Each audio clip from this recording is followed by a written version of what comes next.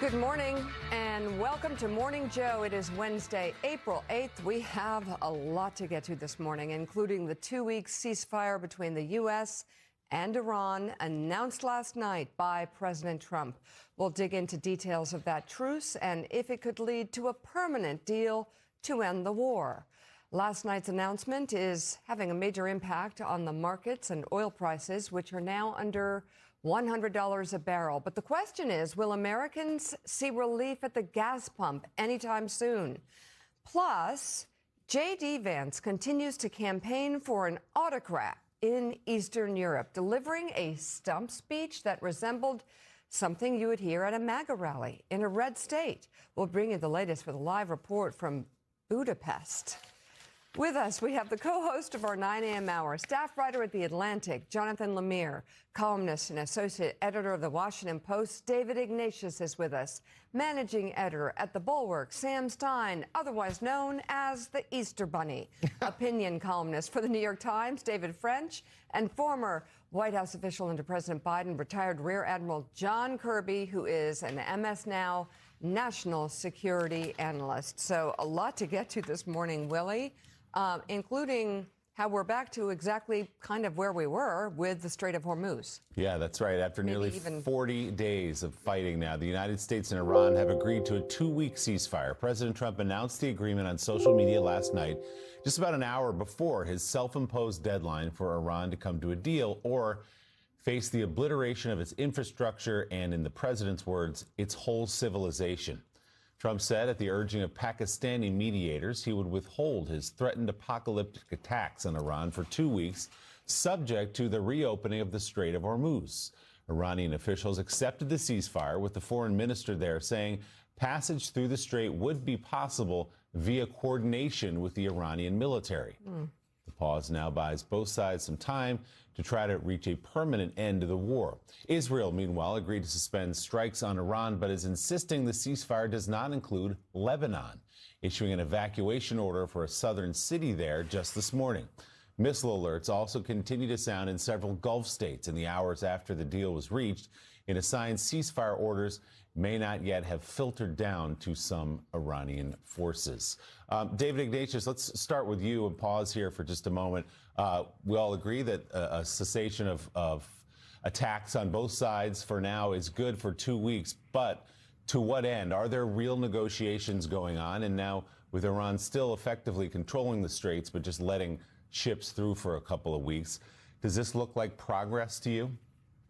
So, Willie, without question, there is a sigh of relief, I think was felt around the world, that we've moved from this extraordinary threat to wipe out a civilization to a process of discussion that's said to begin Friday in Islamabad, and acceptance by both sides of basic terms. The problem, as always in negotiation, is the ambiguity of the two sides' positions. President Trump has said that the Iranian 10-point proposal for resolving this conflict, for a ceasefire, is a workable basis for negotiation. But when you look carefully at it, there are a number of items that the U.S. is going to have trouble with. And it's striking, 40 days into this conflict, the U.S. has gone from demanding unconditional surrender from Iran to basically working on the Iranian term sheet for a settlement. That's going to lead to a lot of bumps in the road ahead. Also, there's going to be so much discussion about whether Donald Trump's rhetorical style, his wild threats, ended up harming the U.S. position in global opinion. Pope Leo called it totally unacceptable in the last hours before Trump decided to accept negotiation, or whether, I'm sure in Trump's mind, it was part of forcing Iran into finally accepting a negotiated structure. And then lastly, what exactly has happened in terms of reopening the Strait of Hormuz? That's the key issue in terms of the global economy. Iran is saying that it will work with Oman across the strait on a system to allow shipping in and out, but it also talks about the two of them collecting tolls, revenues. That's going to be something that will be very hard to negotiate. But The details now are to be worked out. This is the kind of negotiation that could easily collapse because of differences you can already see. But again, the financial markets are telling us there's generally a sense of enormous relief.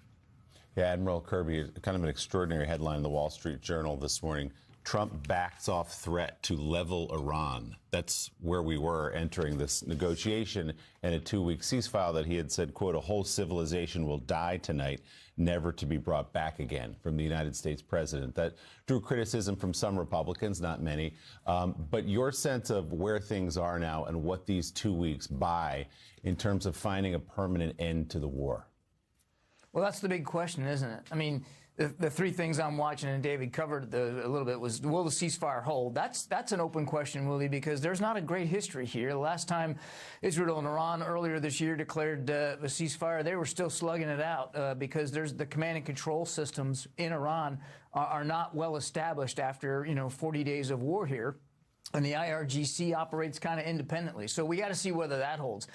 Number two is, as David said, we got to see what the Strait opening looks like. And it's important for folks to remember that before this war, the Strait was well open and somewhere between 100 and 135 ships were transiting that Strait every single day without molestation, without having to pay any tolls, without any checking in with the Iranian military. So the Strait, though it may be open, will be restricted, and that will affect the flow of oil. And then number three, of course, is where these talks go in Pakistan and Islamabad, and that's a very, very open question. What I'm concerned about, or what I'm looking for here, is when we get to peace talks, what will be the role of the IRGC and the regime going forward? Are we just leaving them in power?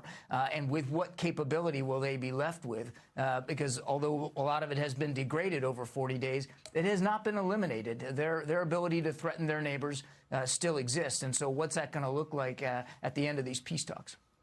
So President Trump says the 2-week ceasefire will give the United States and Iran time to finalize a peace agreement. But as David Ignatius and Admiral Kirby discussed, there are significant sticking points among Iran's 10-point proposal for peace. So that's the U.S. would guarantee a complete end to all strikes against Iran on a permanent basis. Frozen Iranian assets would be returned to the regime. Sanctions would be lifted. American combat forces would be withdrawn from the region. Israeli operations would cease in Lebanon and against other Iranian allies. Iran and Oman would collect fees from passing cargo ships to help rebuild, and the United Nations would pass a binding resolution affirming those details. Still, a significant unanswered question revolves around the status of Iran's nuclear program, and those details are not clear. What do you make of this plan and how acceptable it might be? Well, there are some real sticking points. Also, in the Farsi version of this, in the language in Iran, there is mention of keeping some uranium enrichment capabilities, which President Trump has said is a no-go. So there's clearly work to do this weekend. And there's also, of course, the fact of the matter, the Strait of Hormuz, as just mentioned, was prior to this conflict open, and ships used it. And what is at the without a toll, without overseers, right? And without this outcome, at least for now, Iran has increased their control over the Strait of Hormuz and has now learned that they can turn that spigot on and off. That gives them an extraordinary amount of leverage over the world's energy supply and, of course, the United States. So that is these are significant obstacles that still need to be cleared, even as the ceasefire now starts. And David French, let's talk a little bit about how we got here.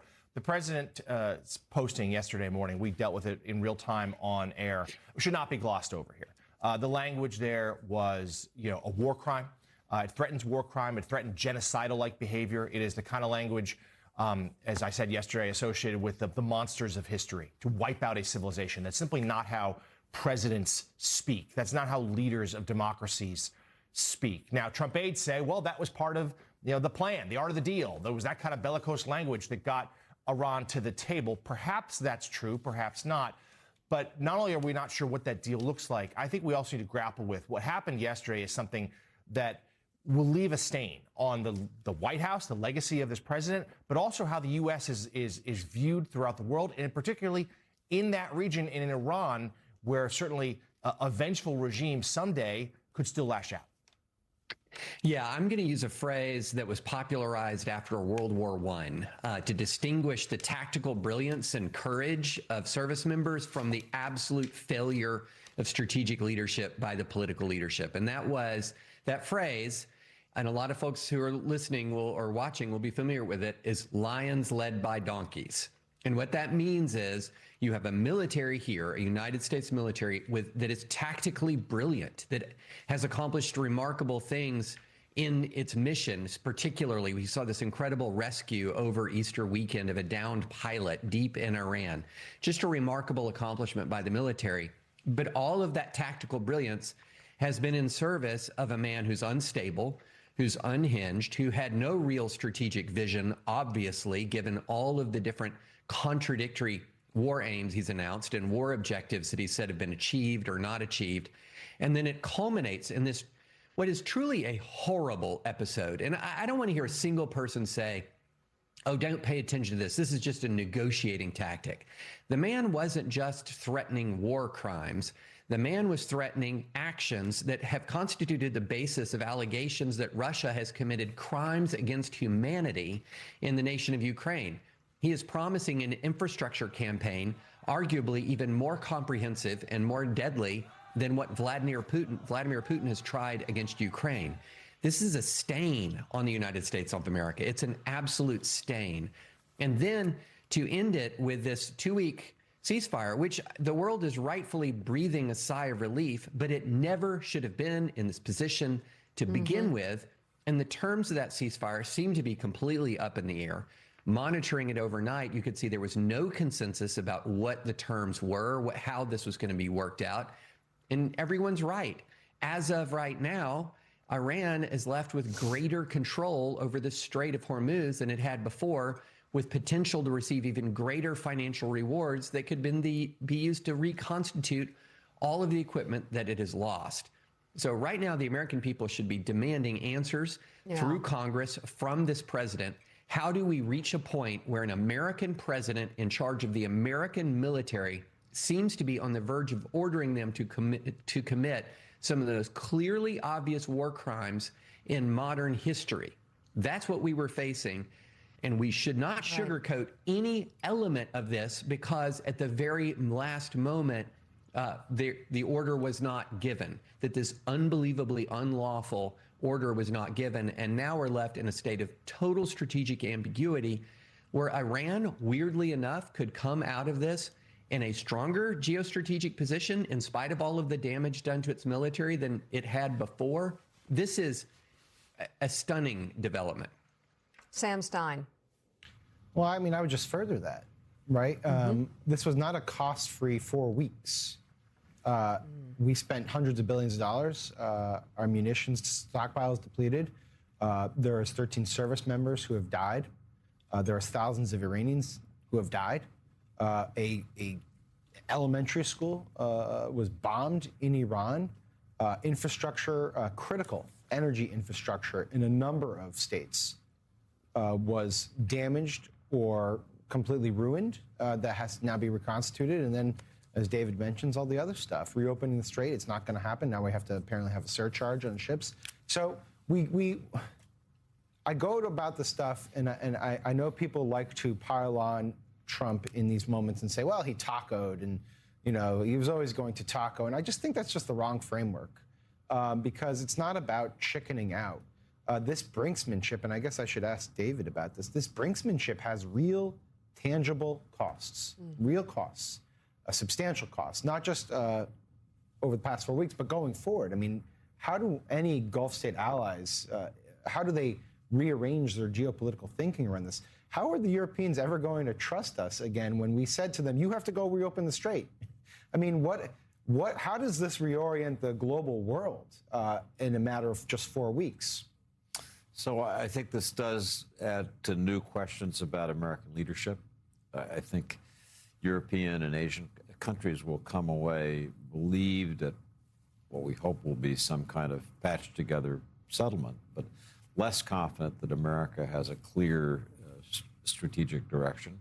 It will mean that the Arab Gulf countries, Saudi Arabia, the United Arab Emirates, Kuwait, Bahrain, will be under what will be more or less permanent threat, potential threat in coming years from Iran. Contrary to President Trump's claims that there's been a kind of regime change because there's a new cast of characters in Tehran, I look at this as regime reinforcement. Right. I mean, Iran has taken America's and Israel's best punch and is still standing, is still negotiating. You know, the talk of unconditional surrender has been replaced. They are mocking us right now, yeah. And I just make one final point that many of the initial analyses kind of bumped over. President Trump affirmed that China played an important... Good morning, and welcome to this April 8, 2026 edition of Morning Joe. We begin today with a fast-moving political landscape in Washington, where new developments overnight are already shaping the national conversation. Lawmakers are returning to Capitol Hill with mounting pressure from both sides of the aisle, as debates intensify over economic priorities, foreign policy challenges, and the upcoming legislative calendar. Sources close to congressional leadership say negotiations are entering a critical phase, with key decisions expected in the coming days that could influence everything from federal spending to international relations. The center of attention this morning is the evolving economic outlook. Fresh data released late yesterday suggests a mixed picture. While certain sectors continue to show resilience, others are signaling potential slowdowns that could affect job growth and consumer confidence. Analysts are closely watching inflation trends, as well as signals from the Federal Reserve about possible policy adjustments. There is growing speculation that policymakers may take a more cautious approach in the months ahead, balancing the need to sustain growth while keeping inflation in check. Meanwhile, on the global stage, tensions remain high in several regions, with diplomatic efforts underway to prevent further escalation. Officials are emphasizing the importance of maintaining strategic alliances while also pursuing dialogue to reduce conflict risks. Overnight reports indicate that back-channel communications have resumed in at least one major hotspot, raising cautious optimism among international observers. However, experts warn that the situation remains fragile, and any misstep could quickly reverse recent progress. Back at home, the political climate is becoming increasingly charged as the country moves closer to the next major election cycle. Campaign activity is ramping up, with candidates sharpening their messaging on key issues such as the economy, healthcare, and national security. Voters are being inundated with new advertisements and policy proposals, as campaigns attempt to define the narrative early. Political strategists note that early impressions could play a crucial role in shaping voter perceptions over the coming months. In other news, developments in technology and innovation continue to capture attention, particularly in the areas of artificial intelligence and cybersecurity. Government agencies are reportedly reviewing new guidelines aimed at addressing emerging risks while fostering innovation. Industry leaders are calling for clear regulatory frameworks to ensure responsible development without stifling progress. This comes as several high-profile incidents have highlighted vulnerabilities in digital infrastructure, prompting renewed calls for stronger protections. Turning to public health, officials are monitoring seasonal trends alongside longer-term challenges facing healthcare systems nationwide. While there are no immediate emergency alerts, experts are urging continued vigilance, particularly among vulnerable populations. Efforts to expand access to care and reduce costs remain a top priority for policymakers, though progress has been uneven across different regions. We are also following breaking developments in the legal arena, where several high-profile cases are making their way through the courts. Legal analysts suggest that decisions expected later this year could have far-reaching implications, potentially reshaping aspects of regulatory policy and civil rights protections. As these cases unfold, they are likely to become focal points in the broader political debate. On the economic front, consumer behavior is showing subtle shifts that could signal broader changes ahead. Retail data indicates that spending patterns are evolving, with more consumers prioritizing essentials and experiences over discretionary purchases.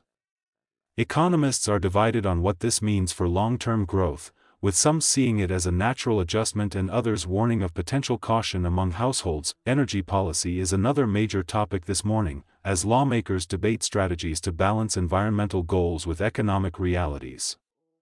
Discussions are focusing on investments in renewable energy, infrastructure modernization, and the role of traditional energy sources during the transition period. Industry stakeholders are closely watching these debates, as the outcomes could shape the future of energy markets for years to come. As we continue to follow these stories, it is clear that this moment represents a complex intersection of economic, political, and global dynamics. The decisions being made now will likely have lasting consequences, influencing not only the immediate news cycle but also the broader trajectory of the country. As the morning conversation continues, attention shifts toward how these political dynamics are beginning to influence the broader electoral landscape. Even though the next major elections may still seem distant, the groundwork is already being laid. Campaign strategies are evolving in real time, shaped by the very issues dominating today's headlines. Candidates are not waiting, they are adapting, messaging, and positioning themselves in anticipation of what voters will prioritize when the time comes. One of the most notable developments is the increasing focus on voter sentiment at the local level. National narratives often dominate the conversation, but it is the local impact of federal decisions that ultimately drives voter behavior. From small business owners dealing with regulatory changes to families managing rising costs, these everyday experiences are becoming central to political messaging. Strategists on both sides are paying close attention, using data and outreach efforts to better understand